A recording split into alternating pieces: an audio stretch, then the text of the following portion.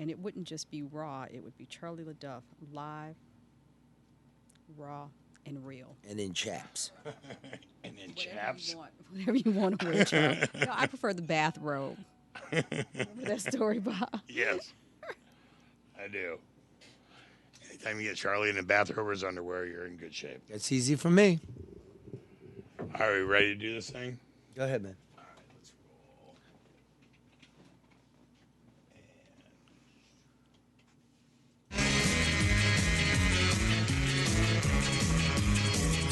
No bullshit news. Charlie, it's very simple. No bullshit news. Like most of your stories, it's false. No bullshit news. You are fake news. No bullshit news. Stop with the media bullying. Charlie, stop the media bullying.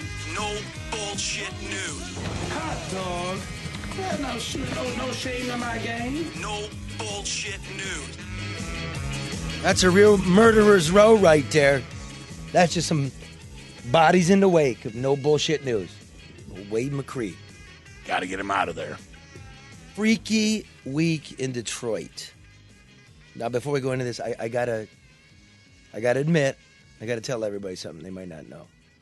There's a little back and forth here in Detroit. The mayor's being surveilled. It's being tailed by a disgruntled developer. Lawsuits going back and forth. He's accusing the mayor of extramarital affairs, etc. So he's got some real damning tape, and he gave us a tease a couple weeks ago, right? The mayor making a booty call, got a garage door opener going to a alleged girlfriend's house. The developer, Bob Carmack, says she doesn't, the mayor doesn't live at the mayoral residence. And I think I told Bob that. Because way back in the winter, I got a tip from some police that he doesn't live there. So I sat out there 5 days at the Manoogian Mansion in full view of the Executive Protection Unit, so I'm not a stalker, drinking coffee, smoking cigarettes, big black Cadillac, 5:30 a.m. to 10:30 a.m. He neither came nor went. So, as you do, you talk as a reporter, and it got to Bob. Now, I didn't know Bob was going to hire a private investigator and tail the man, and then allegedly the mayor says, he said this week, he's being extorted. So now we got Peyton's place. We got the mayor saying he's being extorted and his evasion of privacy and whatnot. And then Bob Carmack saying, no, it was he who was extorted. He was being shaken down. But the mayor's putting the city ahead of his family. Yeah, the mayor, Is that what that is? That's what he said. I thought that was an interesting bit of logic. Devil may care. I have to put the city's interests ahead of my own. But I don't know what I did. But how did he do that? I mean, he said that. By getting the state police involved. Oh. Well, wait, hey Bob. But yet he never denied it. Well, we got a little dollop of that, Bob. That press conference on last Monday of the mayor, very extraordinary. The mayor calls a press conference to get ahead of this thing. We do indeed. Hit it, brother. So 10 days ago, my wife Lori and I had to deal with. He didn't sound good. Painful issue in Didn't our look good personal either. life. No, the he events of the last week are making it appear that Bob Carmack is now threatening further embarrassment in my personal life in order to force me to take actions that are harmful to the citizens of the city of Detroit. I have today asked the state police to open an independent investigation into the threats made. In the last week, the threats against me and my family to release even more embarrassing information has intensified. We have received multiple warnings from people telling us that Carmack is threatening to release further surveillance information and that he specifically promised it would cause my wife, Lori, great pain. On Tuesday, a Carmack associate passed on a specific threat that information extremely embarrassing to me would be released by Carmack this coming Wednesday. This is a terrible situation. I have to choose between protecting the interests of the city or protecting my family. I don't have specifics, just that it would be damaging. So I don't know. Is it a tape? Is it a sounds like an report? admission Is of it guilt nothing? to I don't me. know. Amen. I have no like idea. you, Drew. He didn't say he didn't do what it. It might be, but I felt like I don't know needed what to it may stand up and be. say, I don't care what it is. We're not going to. Yes, he Get into does. the threat. Of all the things that I have seen. That story, to me, is the most bizarre. I sold my old house in Livonia 5 years ago. I have no other property. Lori and I have lived in the mansion since January 1, 2014. Cut that, Bob. The dog is there. I don't think that's a bizarre thing either. What? He said that's, of all the things, that's the most bizarre, that he would not be living in Detroit. Yeah, no, that's not. It's not bizarre. You know what's more bizarre is he says, I've invited reporters to come over, take a look at my sock drawer. Come look at my clothes and my pets. That's bizarre. To which I got a hold of his people. Mayor, I'm ready to take the tour. But did that sound like an admission of guilt to you? He never said, I'm like Bob. He never said he didn't do it. He's talking about or almost validating what he believes Carmack to have.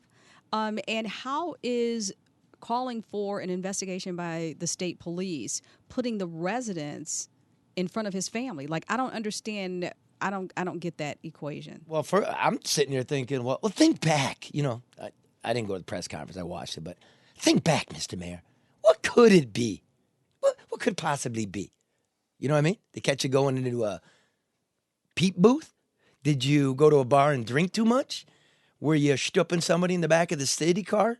What could it be? Do the Kavanaugh for me and go all the way back to June. What might we see that you're calling me here to tell me you're calling the police out? So the media knows that there's somebody else involved, but they're not releasing who it is because at this point, there is no direct connection to either any city funds or employment. Is that the reason why? I mean, it's not a minor, is it? I mean, so what's the reason, Charlie? You're what? What media has that ever stopped before, by the way? That's what I'm wondering. Well, wait, first of all, the media didn't even do this story. The guy was driving around, Carmack, it should be said, who sold $1 million piece of property that the city claims was theirs. So there's a lawsuit. And then the city came and demolished a piece of property. He says it was his. So there's a lawsuit. He's got a lawsuit in federal court claiming conspiracy on the mayor. So there's a lawsuit. There's a million lawsuits, but it's got to do with property and money, right? Who's the woman? Why is that the question to begin with? I mean, we'll get to that, but that's... I guess, and again... Wait, before that, not the woman, but the guy was driving around City Hall, Carmack. He's surveilling the mayor, and he's doubling out in pieces.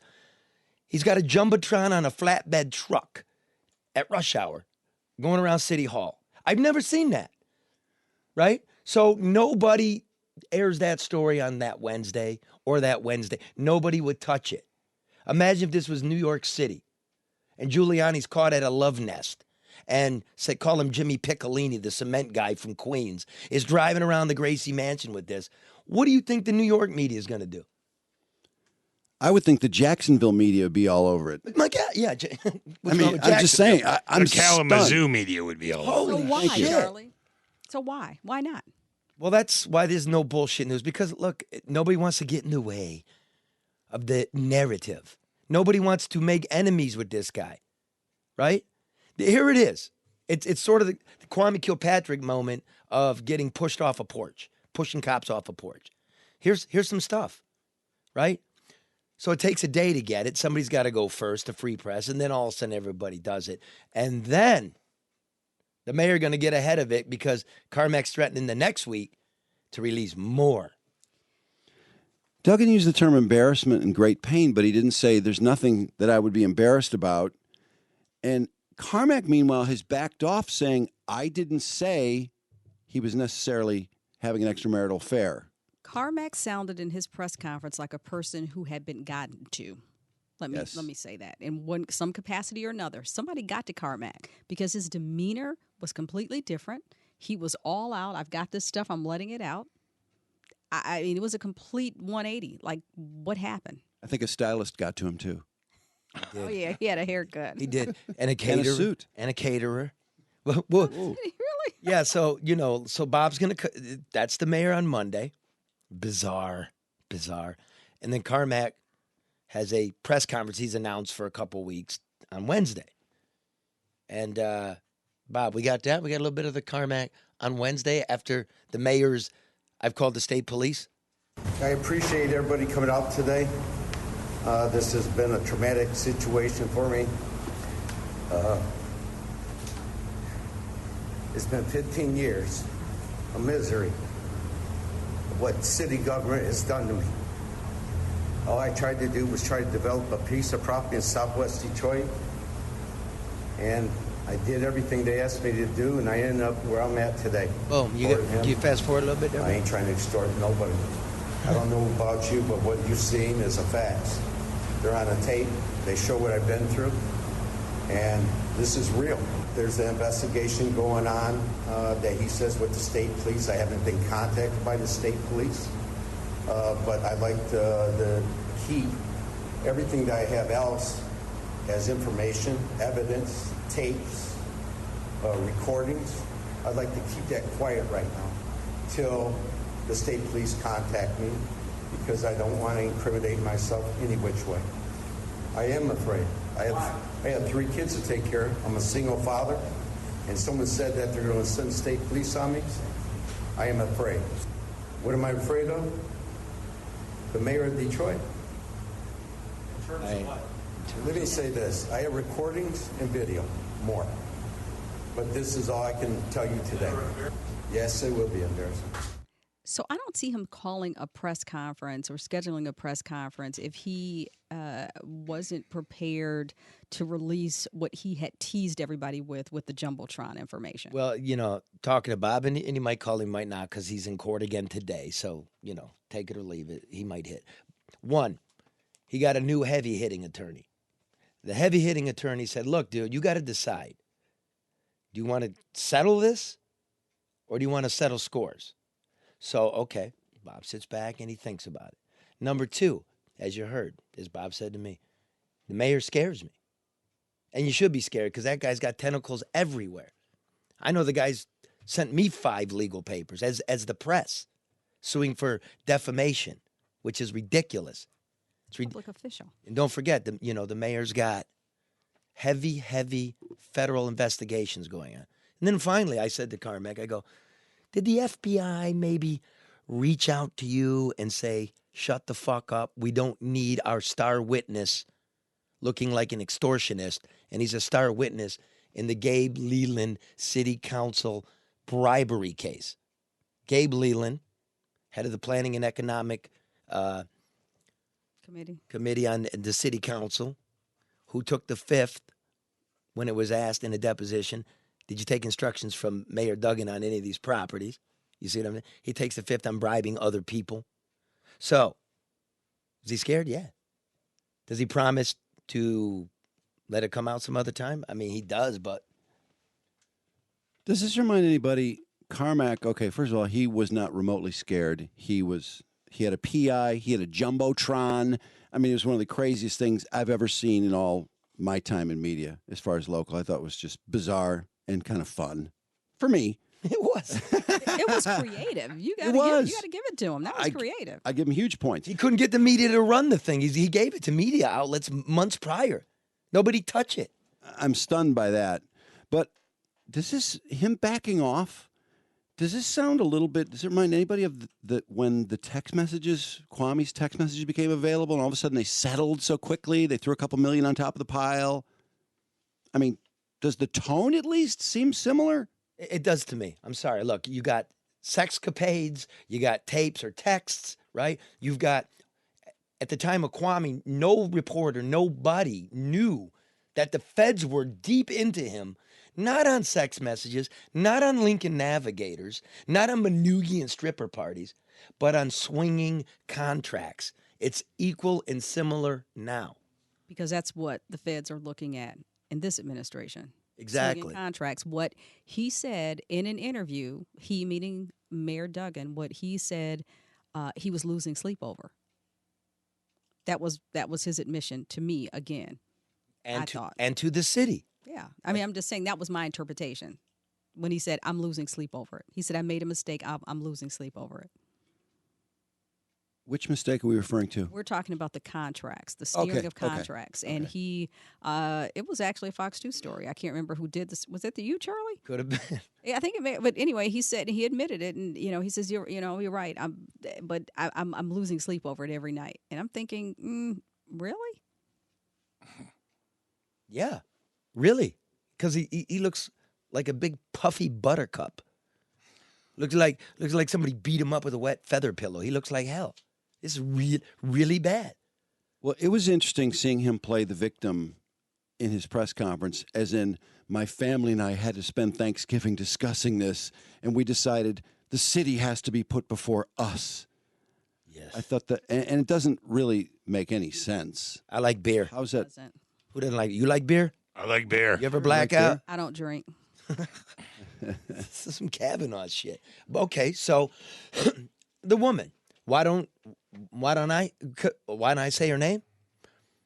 Because I don't care. Well, yeah, who cares who the woman is? Well, a lot of people care, but look, I really don't care either. I don't think anybody cares about the woman. I think at some point there is going to be or should be a closer examination as to any relevancy to the city, any city contracts, any that. Now, if it's just an extramarital affair and there is no overlap, that's nobody's business but his and his. Okay, wife. well, I'll give you got two that. pieces. And Okay. Go ahead, Drew. I was just going to say, it still seems to me, and this is repetitious, that this person's identity and her picture are something in 2018 that we would see so fast anywhere else. I'm still blown away that we don't know who this. I mean, we generally, the public, is not seeing this person, doesn't know more about her, just because of the Jumbotron event. Yep. That And in and yet- of yet itself would make her- everybody knows her name. That pays attention to City Hall. Sure. But I will tell you what I'm working on, and I have it confirmed. Let me get it all lined up and paperwork.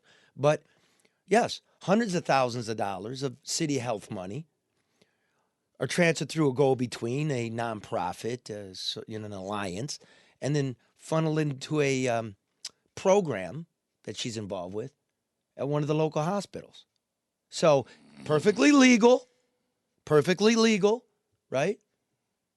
Like it's city money handled by a second party, handed to a third party. But there is a money connection, a few $100,000. Is that enough? Does that pique your interest, Certainly does. Drew? Oh yeah, absolutely. Bob? No, That's shady. for appearance, the appearance is interesting, if nothing else. Well, I don't know.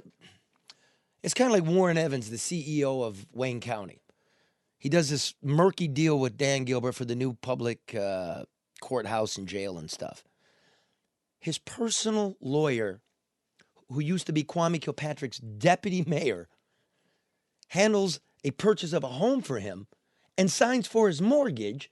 And then a couple months later, his personal lawyer, the former deputy mayor, gets a no-bid contract to handle part of the new courthouse and jail deal. I'm like, what the fuck is this? Can't you just appear to look clean? This is all over the joint. So when everybody texts me and Facebooks me, you with your negativity, you're always looking at it was bad. Look, man, it's the job. It's the job to keep track. We got so fucked up here. We went broke. We went through federal court. The mayor's in prison. We don't have any money. Still. I'm trying to look out for you and your family and give you information, whether you like it or not. But what do people do, Charlie? Because, I heard somebody say the other day, once you learn something or once you know something, you should do something with it. I mean, I feel like people, when they hear things, they immediately respond and then they move on. But there is a substantive reaction. This is Karen Dumas speaking, by the way, who was that- basically the chief of staff for former Mayor Dave Bing, which she really knows. That should be a response. When you learn something, Drew, I mean, you should respond accordingly. Are people doing that, Charlie? In terms of what? I mean, in terms of the information that you bring forward, in terms of the information that's uncovered. I mean, they move from news story to news story, hashtag to hashtag. What does this mean when they find out that things are different than the way they were presented? I don't know what they it's do? going to mean. I mean, What should my they do? Hopefully it means that people won't vote. But I'm saying, what should For the people next- do? the And next I'm time. saying that because I'm not so sure people know what they should do. just pay attention. Just get educated. Don't vote for Duggan. Well, I'm not going to say that, Bob. I mean, I'm not telling people who to vote for. I'm just going to give you information. Do with it what you want. If you don't want it, Right. don't take it. But that's the action they can take, is vote Well, one and way or how another. about respond accordingly? Do you hear what this guy's saying about Detroit? This Bob Carmack, who doesn't have the greatest grammar skills in the world, right? We got a nice haircut and was wearing a dead man's suit, it appears to me. You look sharp. He looks sharp. He's saying, it's pay to play. They're extorting me. They're extorting me. You got to pay the mayor's people 10, 15 grand a month to even get in there. Somebody's telling you it's not me. He's got a jumbotron, Drew. He's so desperate for you to know what he sees. He's got a jumbotron. Well, he's got our attention.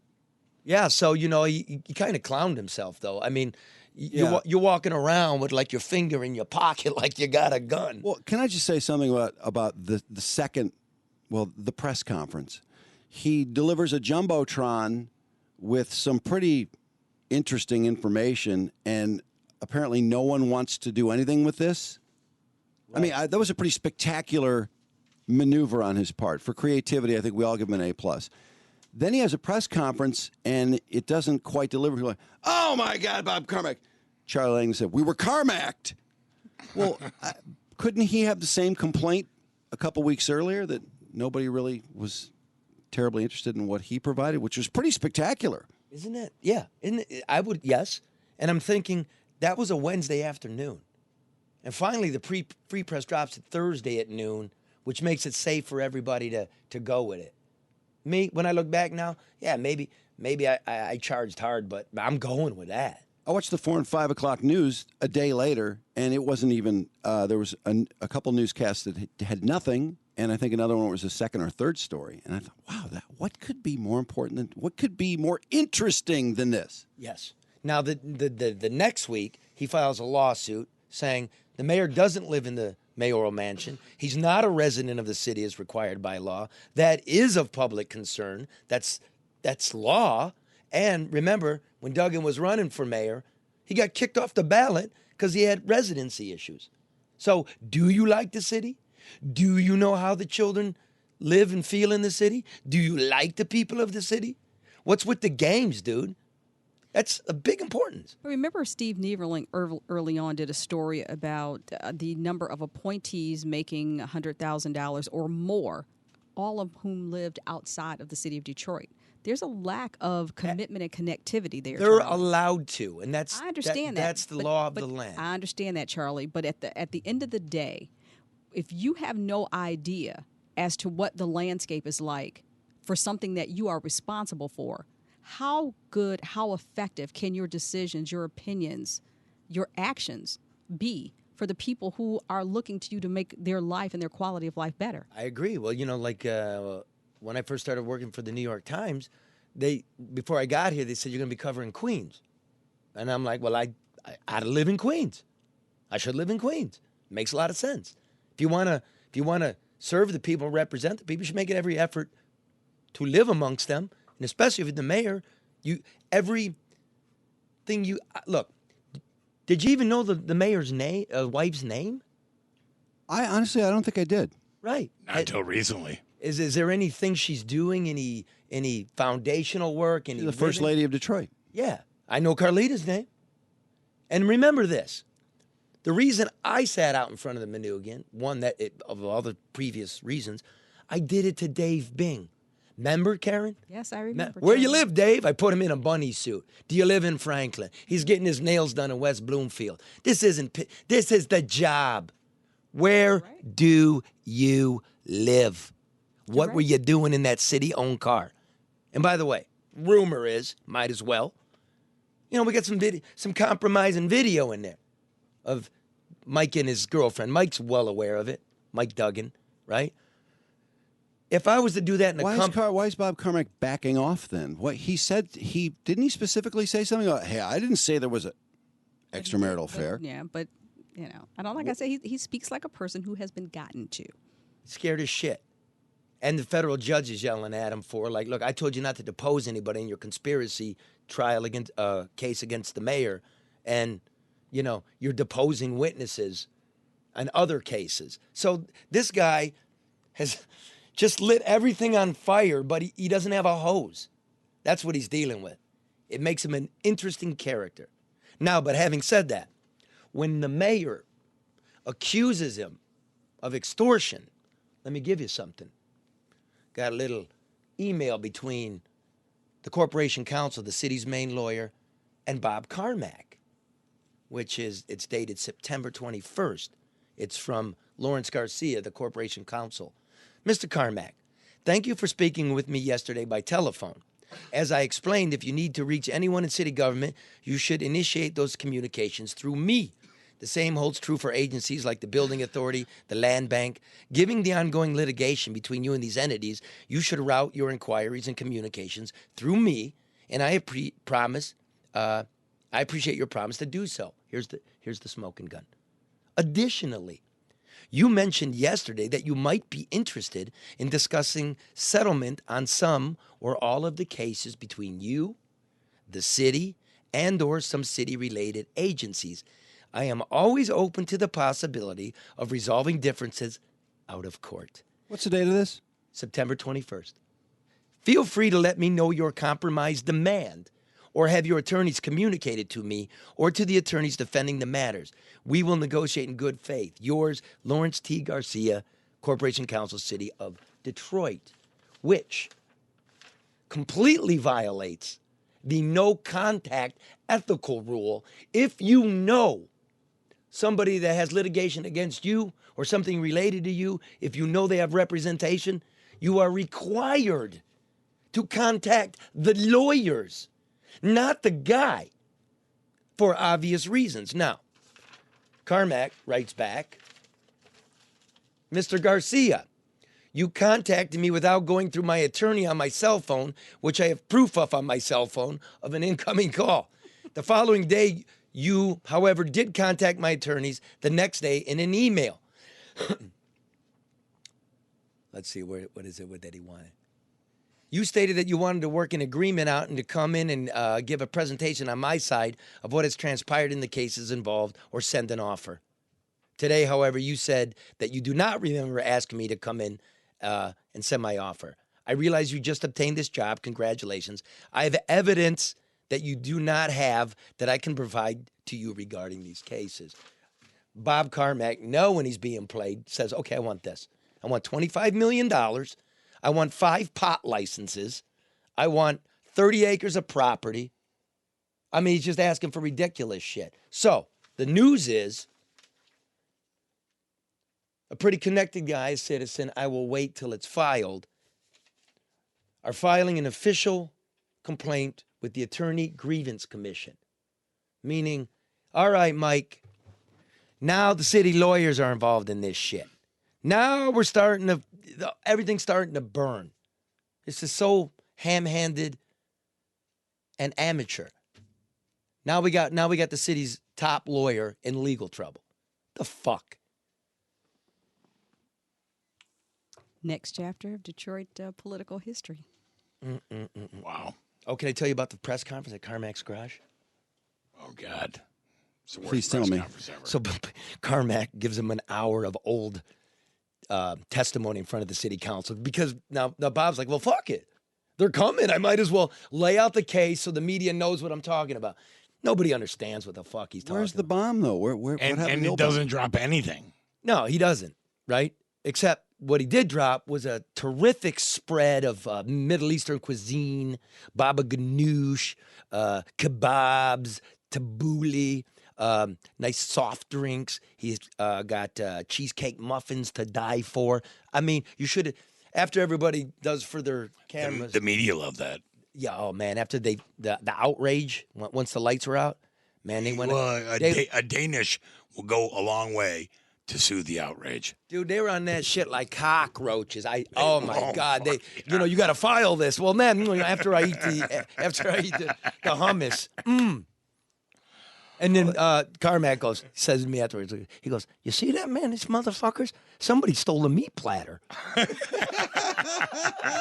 Somebody walked out in the fucking meat platter. I guess they wanted to leave with something, Charlie. They're like, we came over here all this way. We want And we're something getting for our nothing time. else. Yeah, but I counted them. There was 24 representatives of the media. 24. We had that many. Nobody did a damn story on any of these developments, any of these court cases, almost nothing about, the demolition and those nothing. No, it was a dud. That's all. No, it was a big dud. What I'm saying was, well, this one's easy, right? Now Bob's going to hand me a story that I can run with and don't have to work for. That's why they were pissed off. Besides the fact it was going to go, internationally. It was going to just go everywhere. But shouldn't Carmack be mad at the media, too, for not getting enough out of his jumbotron? I mean, who should be mad at who here, really? Well, look, yeah. I think by backing off, too, he created a new level of interest, as in, why is he, all of a sudden, he's not quite so brazen. This is the jumbotron guy a short time ago, and all of a sudden he's showing tapes of city council, and he's saying, man, I didn't say it was an extramarital affair. Well, I didn't say anything. I got stuff. He said, I got stuff that'll end them. I got stuff, So who's extorting him? I got stuff that'll end them, but I'm going to give it to you in a few days. But as Carmack says, and I think rightly, how can I be extorting anybody when I'm showing the whole world on a jumbotron? That's not how you extort somebody. Oh, and by the way, reading you this email, right? Like, where is it? Like, what'd the mayor say? Somebody told me, Garcia told me, he said, if you don't give me, it's an or else. The mayor said that at the press conference. Well, if you look at Garcia's own fingerprints, he's the one reaching out going, hey, man, why don't we settle? So who's the guilty party? Yeah. I called the state police, higher up. They're laughing at this shit. They're absolutely laughing at this shit. They're not going to do anything. Is there an investigation? Yes, there's an investigation. They went and they talked to the mayor. The state police talked to the mayor. And I asked the state police, I go, well, if the mayor gave you inaccurate information, would you hit him on a filing a false police report? Which, well, we refer that to the press, blah, blah. They don't want this. They're busy. They're busy, Mike. I was just feeling, in a way, in spite of all the other things, like I'm putting the city ahead of my family, which didn't make sense to me logically. But I'm also wondering, is there any danger in getting the state police involved? I mean, Karen, is there any danger getting the state police involved? I think there is. Well, maybe, but I thought that was a little one-off when he said that. So apparently, if in fact he feels as though, the state police can be called and involved in anything, but there's a process. What about the Detroit police? Why wouldn't it start there? I remember when calls were starting to come in early on about Charles Pugh. Pedophile. Well, I know exactly, but it's okay. You got to file a police report. You got to start with the process. Rat fuck. So I hate pedophiles. Yeah, I do too, and he's in prison now. But I just thought that was a little one-off to me. Remember what the media did to the accuser? Started going through the family records, and they're gold digging, and the media's pulling up to now we know it was a victim of sex crimes, and you're parking your shit on the dude's lawn, the young man's lawn. Mm-hmm. You don't do that. I'll never forgive that. I've made a lot of mistakes in life. I'll make many more, but at least I was trying to do the right thing. But look at the difference in sensitivity there. None in that case. And all of a sudden, in this case, we haven't seen the person, the alleged, or the person who's the subject of rumors. There seems to be a lot of sensitivity here.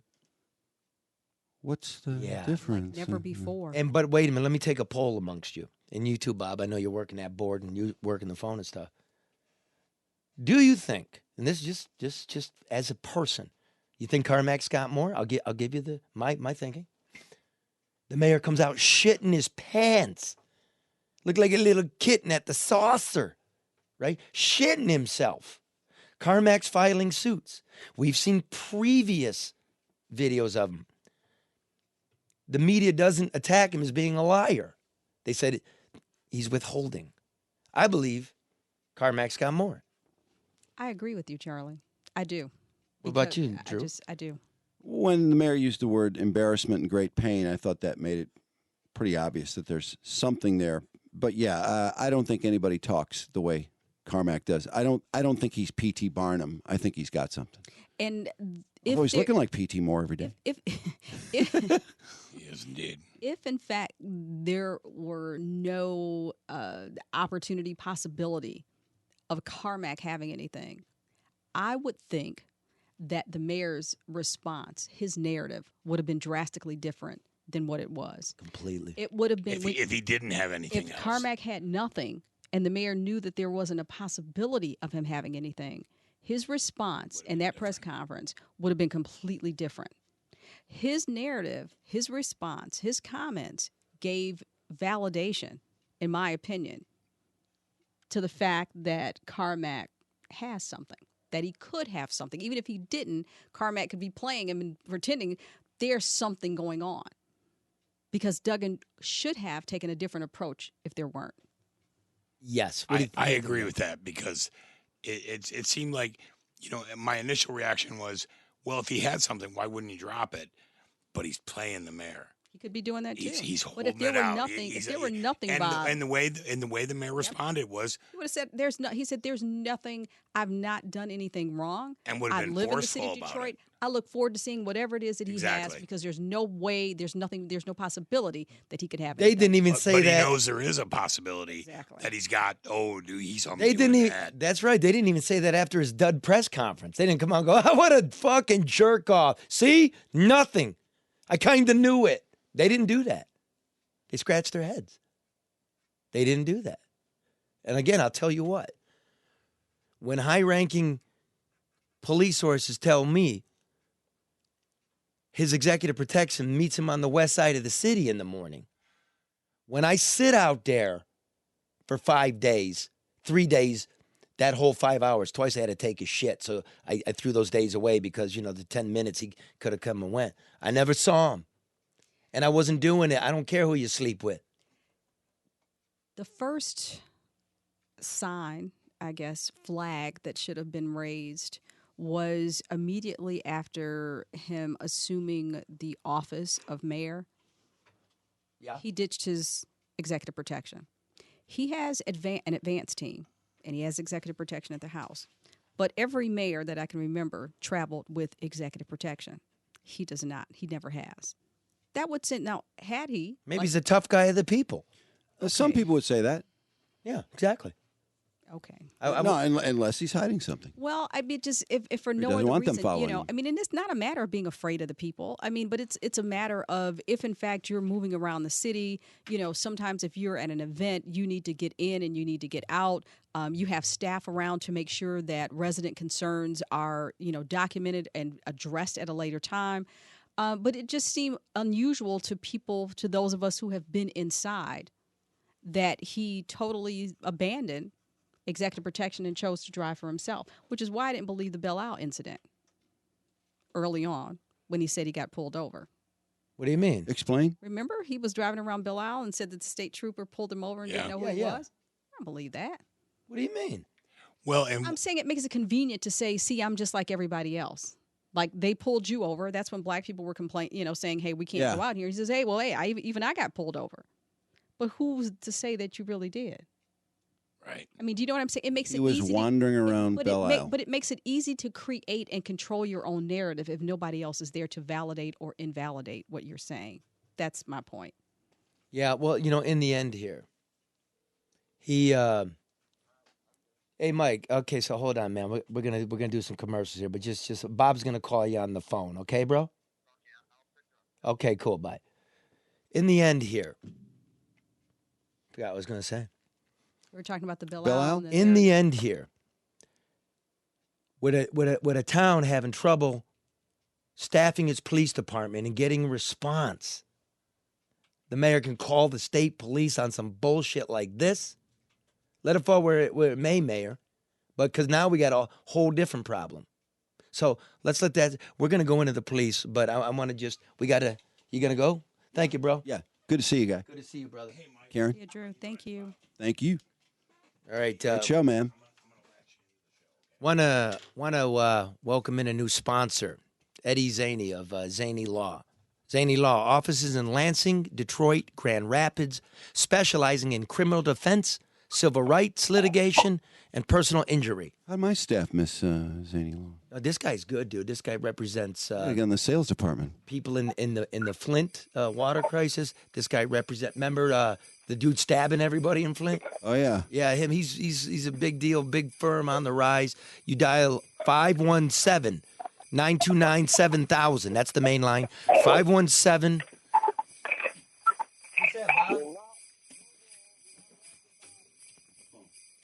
All right. 517-292-7000 is the main line.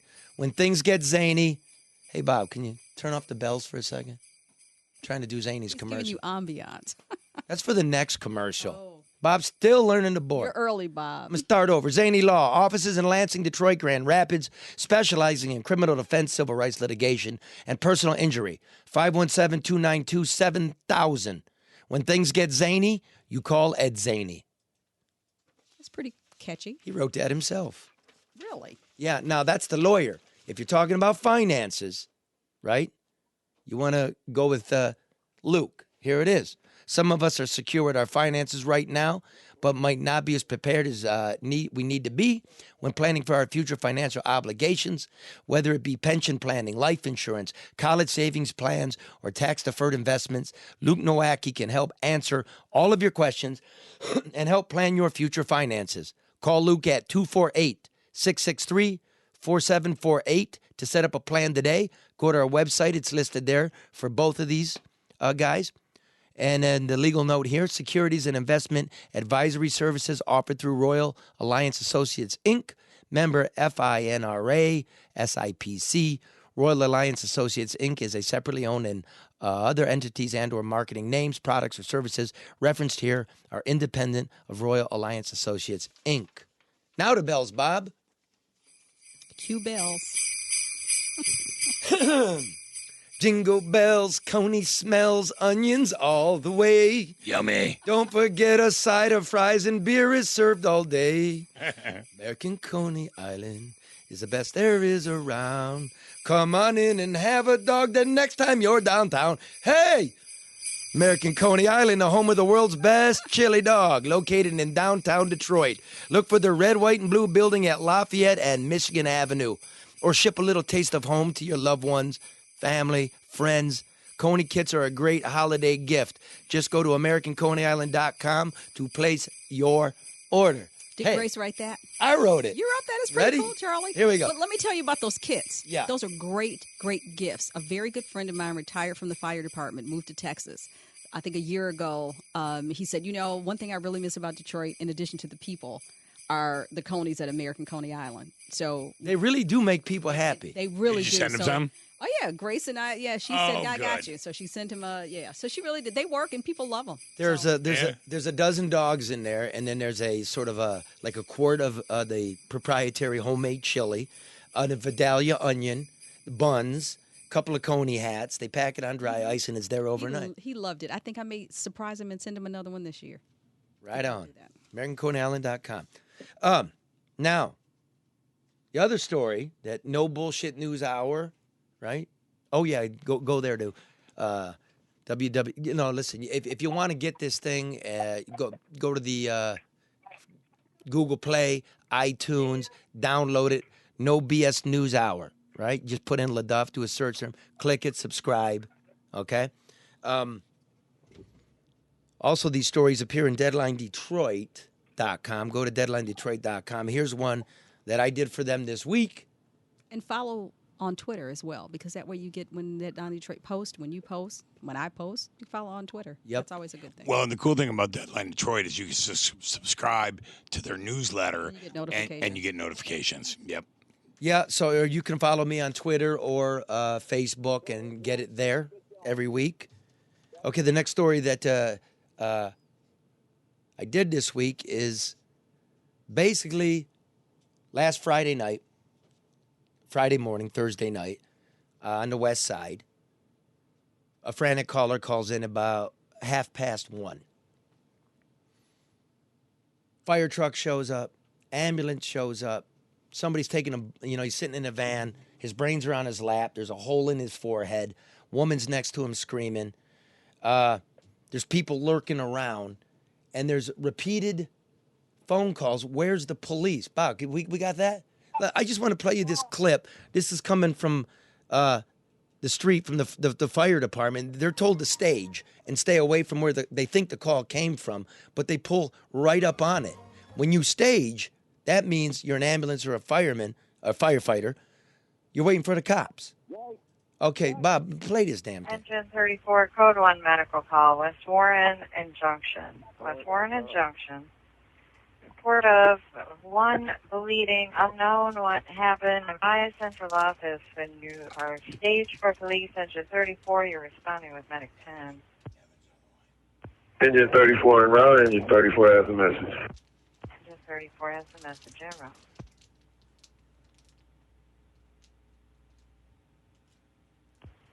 Engine 34 staging at Epworth and West Warren. Engine 34 staging at Epworth and West Warren. This is all truncated. Engine 34 to Central. Do you have an ETA on a Scout as well as EMS? So this is a fire department. Yeah, it's the engine showing. We're going to need DPD on the scene immediately. This individual has been shot. Engine 34, you're reporting a shooting at Epworth and West Warren. We have the message. We'll get you Scouts ETA. Engine 34 to Central. We also have a civilian female in distress at the scene also. Civilian female in distress also at the location. Stand by for an ETA. Engine 34 to Central. You still have suspicious civilians on scene stalking the area.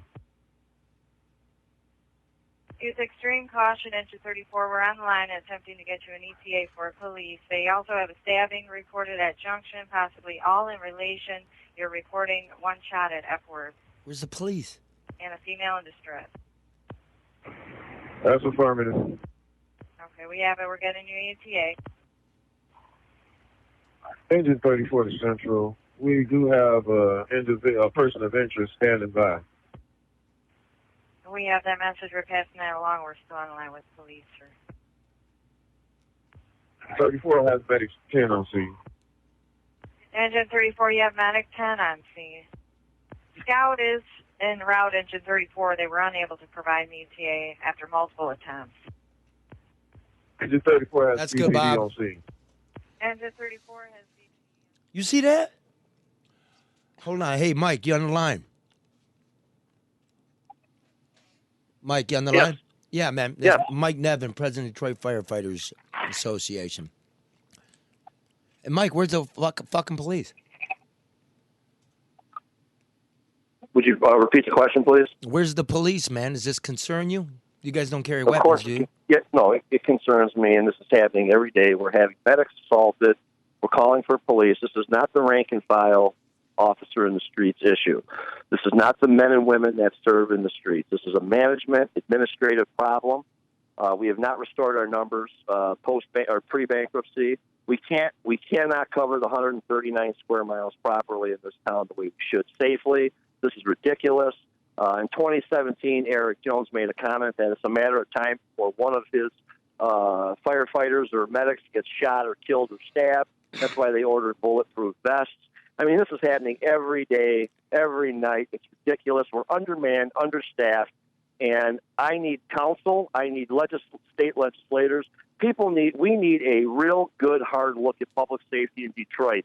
They are falsifying and manipulating data to create this narrative that nothing is wrong. I'm standing up as the president of the firefighters and EMS. We're not going to take it anymore, and we're going to tell the truth. I got 32 years in the streets here in Detroit. I know right from wrong, and this is bullshit. Yeah, well, look, again, you really can't blame the beat cop because in the 10th precinct, it's not the beat cop. In the 10th precinct, in the 10th, Mike, let me give the audience some perspective. In the 10th precinct, which is 11 square miles, it's one of the deadliest, most violent in the city, where the homicide rate is over 60 per 100,000, which is about triple Chicago. It's about 50% higher than Detroit is an average. It's a pretty rugged, sometimes desolate place. They have three. They have three. Is that, did you lose them? Oh, we lost him. I'm calling him back right now. Okay. They have 3 cruisers, 3 squad cars, 3. That's a lot of area to cover with 3. When I got here, it used to be 6 or 8.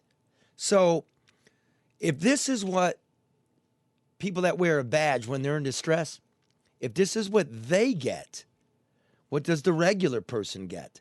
And again, I'm sorry about the people that get a hold of me and say, why you're so negative and pooping on it. I'm not negative, and I'm not pooping on the comeback. I care about you, the citizen. But Charlie, you just said something. Pooping on the comeback.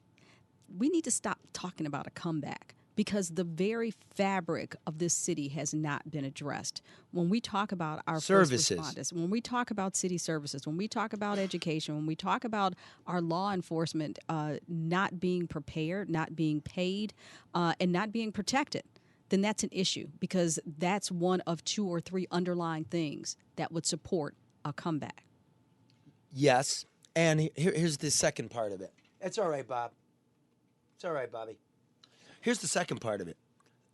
The crazy part. I got all the run sheets.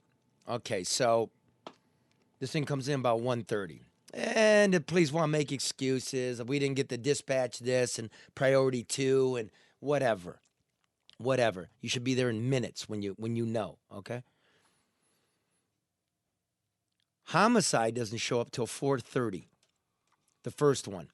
First detective. Second detective shows up at 6:30. Remember, this call goes in at 1:30. Everybody knows it's a homicide at 1:50. You're talking 3 hours plus. Okay? Want to know why? Because the homicide squad now works banker's hours. 8 o'clock a.m. to 4 o'clock p.m. And then people on call. They're driving from home. Which may not be close to where the crime is taking Well, place. you by those numbers. That in there. Mm-hmm. Well, that's the point. You want to get there quickly. Remember what the captain of that rig was saying? Persons of interest, potential witnesses, right? And it's taking you, they're long gone by the time you get there. You want to know how long it takes to get a bus to Kalamazoo from Detroit? 3 hours, 7 minutes. This dude could be in fucking Grand Rapids by now. And nobody's been arrested. Which means someone willing to take somebody's life is wandering around out there. And we're moving stuff and you tell, yeah, it's good, Bob. You're moving shit around telling me it's creates better order and more efficiencies. What's efficient? Well, it depends on what the goal is, Charlie. Maybe that goal is different. Maybe the goal isn't to provide the level of public safety that residents deserve. I mean, you've got to Deserve is a good word. Are entitled to. I mean, Charlie, people move to communities or cities, and in some instances, people stayed here. In some instances, people are stuck. But the reality is that they deserve to have the very basics. I remember once there was a conversation about what are those basics that a municipality ought to provide. Certainly, law enforcement, public safety is one. Timely. And now, look, I'm having an argument with some brass at the police about this, about whether all this shit works. And I say, man, I saw you at a volleyball tournament for, middle school girls, my girl, your girl in the burbs. There's no fucking way we will put up with this, where in St. Clair Shores or Ferndale or anywhere. I won't raise my daughter in it. I'm not afraid of anybody. I won't raise my daughter. So this is a consequence. I don't know if some shithead out there fucking around in his van caught a bullet. Nevertheless, what happens if something goes down? I want safety. I want my police. I want them. I like them. I need them. I agree with you, Charlie. I don't need my firefighters shitting themselves. I agree. I totally agree. I don't know, but I do want to just throw this back out there again. I mean, when we talk about in the earlier story, in your earlier segment, we were talking about the mayor possibly not living in the city. People have a vested interest where they live, Once upon a time when, you had a police officer, a firefighter, a teacher lived around the corner in the neighborhood, that access, that accountability, that commitment, that connection, those things were there. They're not there anymore. So at 4 o'clock, when the shift ends and you drive back to wherever you live, that's where your interests lie. You can collect a check one place, and let me say this, you keep talking about the comeback. If this city were coming back as wonderfully as we're being told in some instances, you would want to live here. Okay, but you keep doing that, and that's cool. That's settled. Wherever you live, I need you equipped. I need enough of you. I need you to be respected. Paid. I need you to, paid. And if you're going to run into the shadow with that person of interest and you get killed, I don't need your wife. Or your children. Without insurance. It's true. Now, a lot of great things going on downtown, but the public money put into that comes directly out of those guys and gals' pockets, their benefits, and things that would serve the community. Now, the chief of police tells the head of the fire union last night, stay in your lane. Stay in your lane. This is the lane. Because, sir, let's face it, the fake crime numbers, the 200 cops that have given false statements, the beating of heads in and no consequence.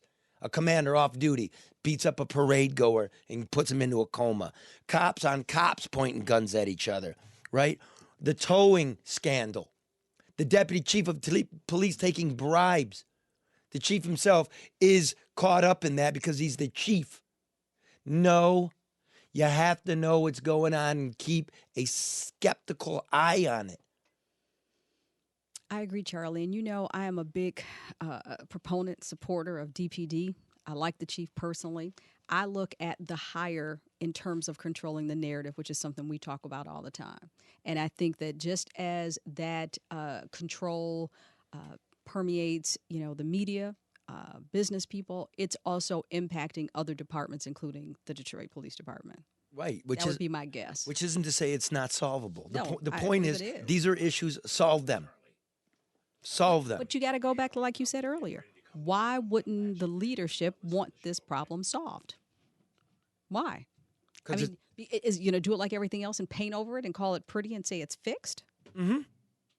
Police officers also don't pay into Social Security. Think about that when you talk about retirement. And I just found out another friend of mine is leaving to go to another state that's in DPD. I mean, they don't feel protected. They don't feel valued. They don't feel respected. And we got so many young guys. They don't feel like they have a future. Yeah, that's true. Yeah, and then, the 5-year-old girl that was killed and murdered in bed in September, and the police execute a warrant and shoot dead a man that was not the suspect after throwing a grenade through the window. A stun grenade. Apparently wasn't stunned, and they had to shoot him. Well, we've got no update on that. Crime Stoppers just put out a call for information. Here's a reward on leading to the arrest of the killer of the 5-year-old. Like, what? So we have no idea who killed her? And there's a guy dead that didn't kill her. And we're just going to let it go. Never. No bullshit news. Never. We'll now move along. We're getting towards the end of the show. We got Joe? Yeah, now here we go. Joe. Yes. Joe. So every week, man, you call me up. What should I do? What should I do? I give you stuff to do. And then here's another police story. It was last Friday, wasn't it, or Thursday? Friday. It was Friday. So Friday afternoon. So the afternoon after the shooting where the firemen were cowering, this happens later in the afternoon, which is what happened? What happened, Joe? Are you talking to me? Yeah, I'm talking to you. Okay, the shooting on the freeway happened at 4:30 in the afternoon, and the story you're talking about the firemen. No. I'm just. That was at 1 o'clock. Hey, Joe. 1 o'clock in the morning. Joe, don't play Walter Cronkite with me.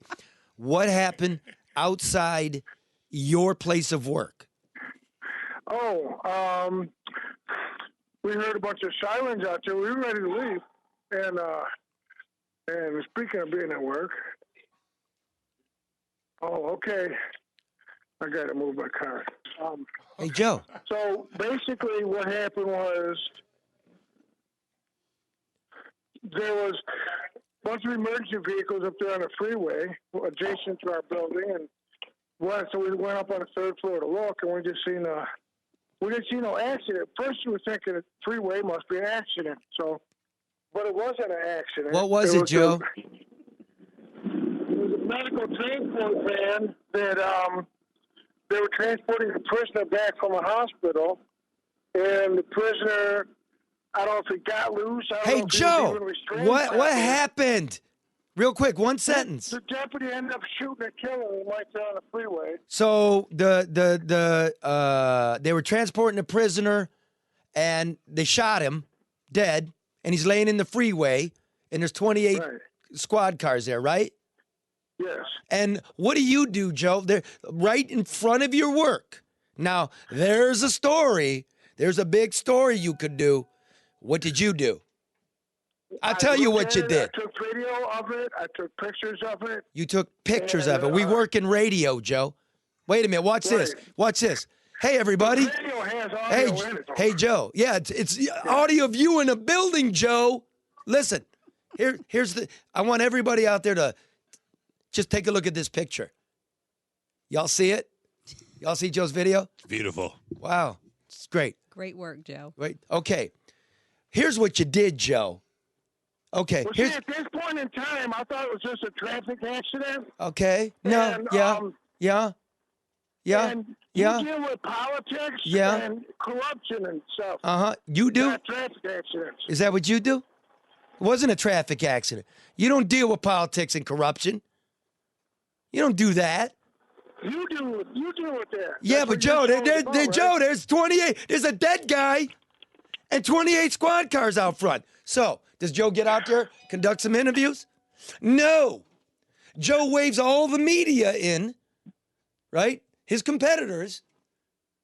Joe's no bullshit news. They're not really competitors because they're television. They're competiters, Joe. Yeah, okay. You pointed out that we're on the radio. Okay, so Joe's out there waving them up. Why don't you guys come up? I got a great shot for you. Joe's doing no work for us.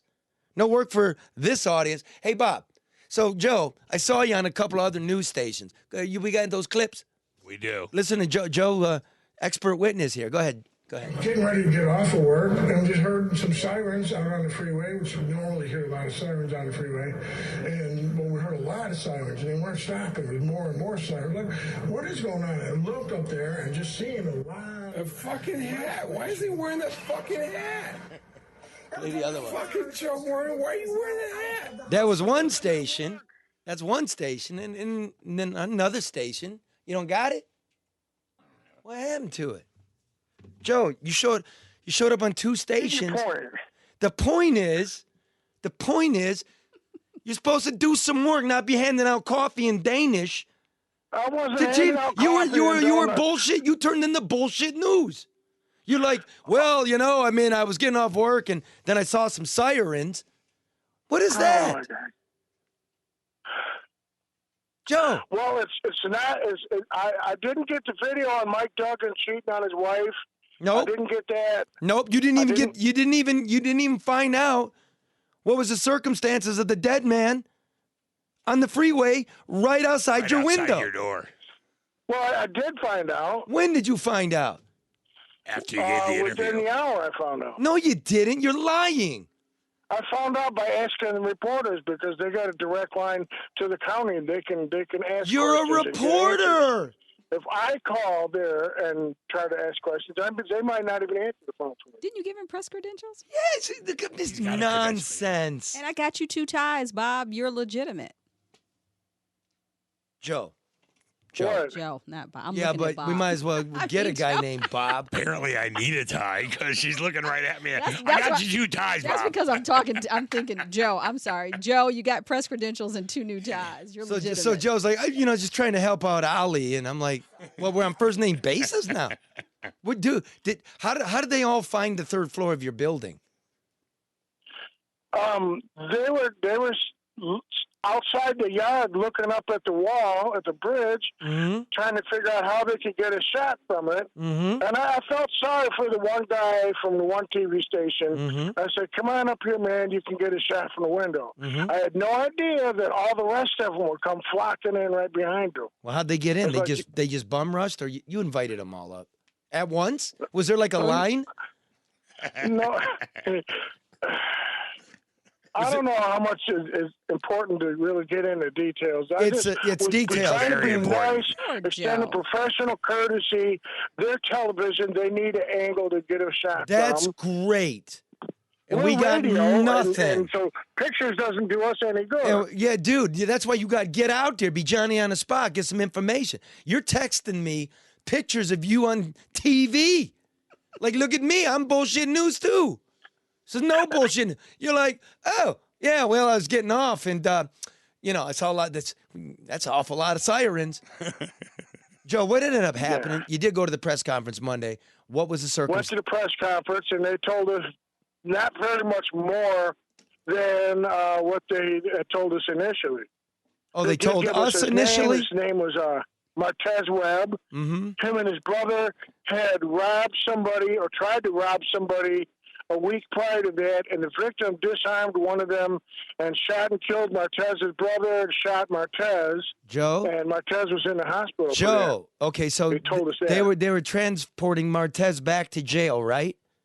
Right. Okay. And it sounds, they don't want to tell us the particulars of whether or if he was restrained or how or nothing, but it sounds to me like he wasn't restrained because they described a life or death struggle in the front of the vehicle. Was just the dude's in a wheelchair in the back of the vehicle. How did he get up there? Well, see, unless he was not restrained. See, now, did you demand that answer at the press conference? Did you get it on I tape? did. If you would have listened to the press conference audio that I sent you, you would have heard me asking those questions. I did, but you didn't really ask them. You just kind of you were kind of soft about it. You say, like, look, why are we at a press conference? Because the answer was the investigation's ongoing, to which you say, then why are we here? The whole question is, what's the circumstances of it? Was he properly restrained or not? They said they didn't want to go into whether or not he was restrained or properly restrained. That's part of the ongoing investigation. Then why are you there?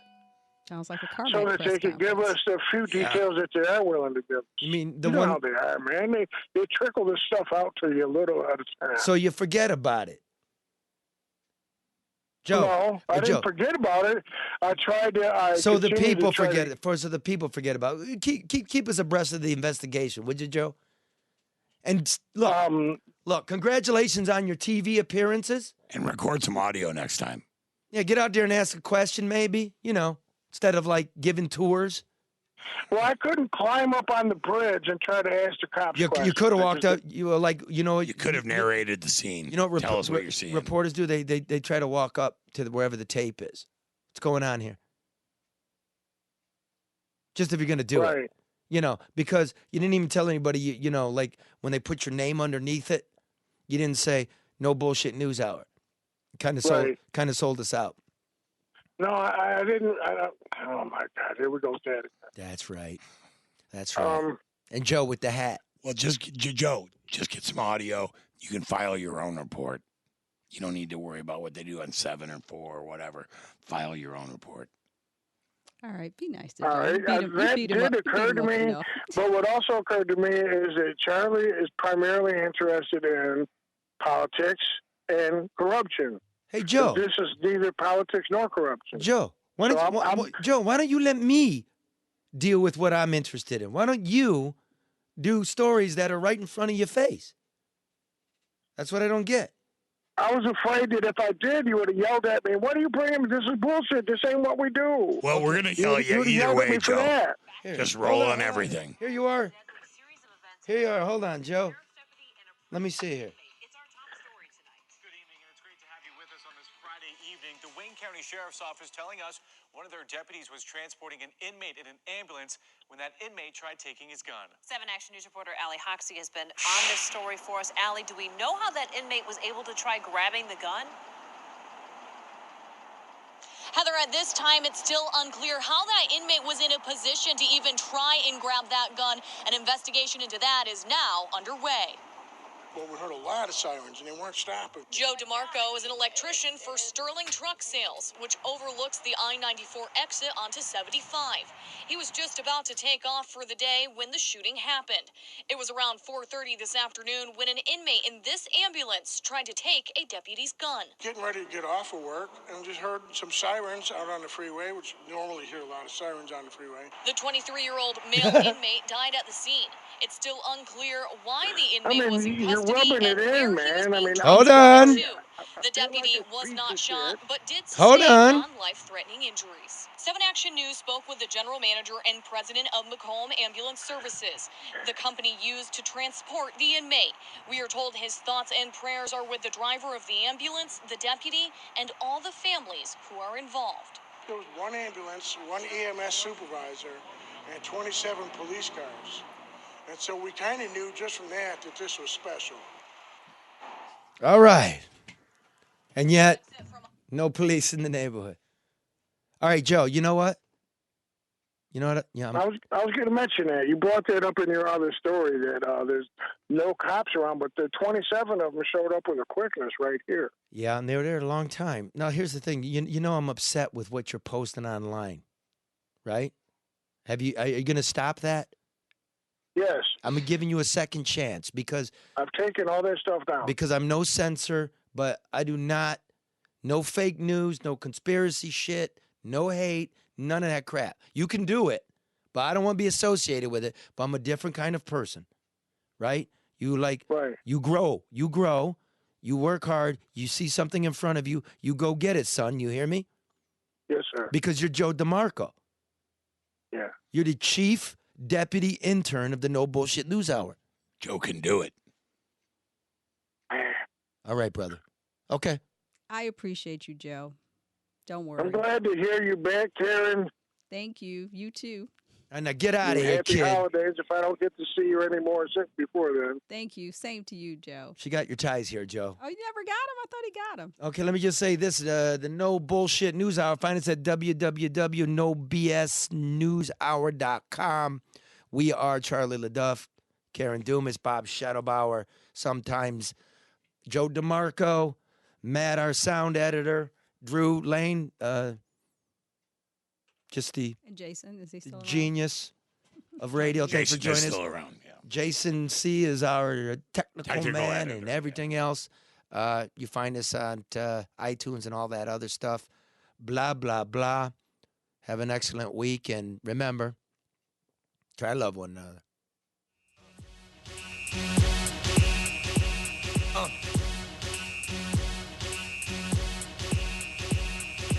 Y'all gon' make me lose my mind. Up in here, up in here. Y'all gon' make me go all out. Up in here, up in here. Y'all gon' make me act a fool. Up in here, up in here. Y'all gon' make me lose my cool. Up in here, up in here. If I got to bring it to you cowards, then it's gonna be quick. Alright, all your men that been in jail before, suck my dick. And all the motherfuckers you run with, get done with, dumb quick. You gon' poke the dog with some bump. Alright, they go to one, all over some dump. Ain't that something? Remind me of a strip club. Every time we come around, it's like, what? I just gotta get my dicks up. And I don't know who you think you're talking to, but I'm not him, alright, Slim? So watch what you do, or you gon' find yourself next to someone else. And we all thought you loved yourself, but that couldn't have been the issue. Or maybe they just saying that now cause they miss you. Maybe they tried to diss you. That's why you laying on your back, looking at the roof of the church. Preacher telling the truth and it hurts. Y'all gon' make me lose my mind. Up in here, up in here.